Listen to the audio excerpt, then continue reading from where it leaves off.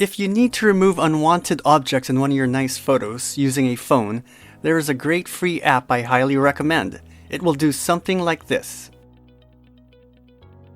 Okay, so let's get started. First, we need to go to your phone's App Store or Google Play, search for Retouch Photos, and the actual app is called Retouch Photos by Royal Naidu Appz. There's a lot of other apps out there, but this is the one I'm talking about. Once it's installed, we launch the app and click on Object Remove. Select your picture. You can pinch in and out to zoom. Then use the lasso tool to draw around the objects to remove.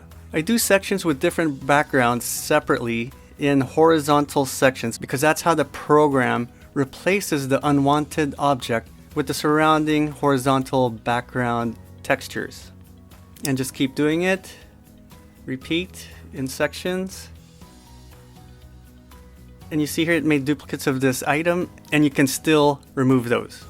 You can spend time to clean it up and make it look nicer, but I'm just doing a quick demonstration. And here are some other examples.